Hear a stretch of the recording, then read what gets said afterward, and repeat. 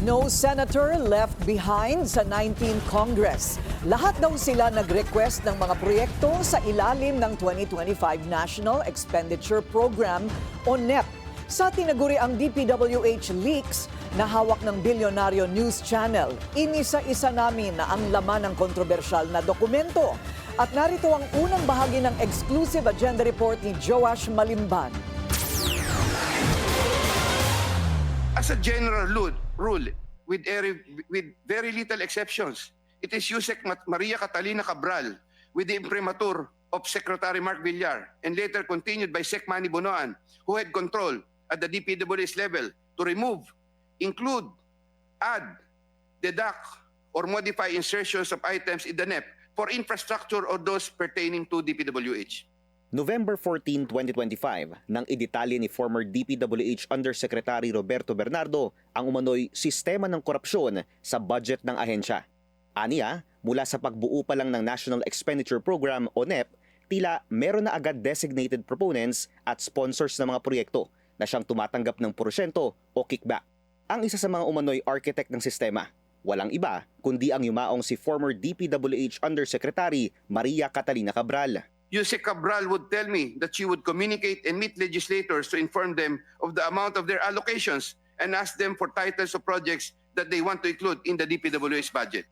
Sa patuloy na paggulong ng investigasyon sa flood control scandal, naging laman ng mga balita ang mga dokumentong naglalaman umano ng listahan ng mga proyektong ipinasok sa NEP at kung sino ang mga proponent o nag-request nito.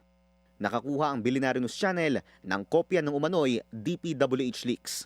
Nilalaman nito ang listahan ng mga senador na nag-request daw ng mga proyekto at ang detalye ng mga proyektong ito para sa 2025 NEP.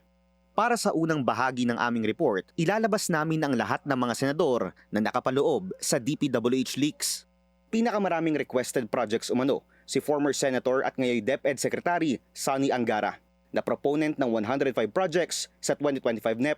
July 2024 na-appoint si Angara bilang DepEd Secretary mula sa pagiging isang senador, ilang buwan matapos simulan ang budget setting para sa 2025. Pumapangalawa si Senator Cheese Escudero na may 34 projects. Ikatlo si Senator Joel Villanueva na may 30 projects. Ikaapat si Senator Amy Marcos na may 28 projects. 14 projects naman ang nakalaan para kay Senators Alan at Pia Cayetano. 11 projects para kay Senator Mark Villar. 11 projects din para kay Senator Grace Poe. Tig-siyam sina Senators Raffy Tulfo at former Senator Bong Revilla. 7 para kay former Senator Coco Pimentel. Tig-anim naman sina Senators Migs Zubiri at Jinggoy Estrada. 5 projects each para kina Senators Bongo, Bato de la Rosa, Lito Lapid at former Senator Francis Tolentino.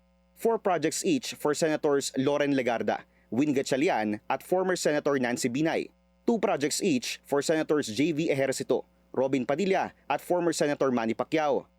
Isa naman para kay Senator Risa Hontiveros.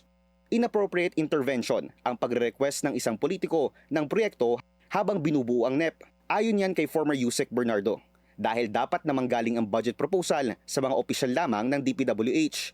Corroborated ang nakuha naming mga dokumento ng sworn affidavits na isinumite ng ilang dawit na DPWH official sa flood control scandal. Tugma ito sa mga inilistang proyekto ni Bernardo na pinanumpaan niya sa Senate Blue Ribbon Committee hearing. Maliban sa mga nabanggit nitong proyekto na produkto ng mga umano'y BICAM insertion. Existing din ang mga proyektong ito base sa transparency server ng DPWH. Sinisikapan ng Bilyonaryo News Channel na kunan ng pahayag ang lahat ng nabanggit na former at incumbent senators. Bukas ang BNC para sa kanilang panig. Para sa agenda, Joash Malimban, Bilyonaryo News Channel. Manatiling nakatutok sa Bilyonaryo News Channel. Sumubaybay sa aming social media accounts at mag-subscribe sa aming YouTube channel para sa mga bago at eksklusibong balita.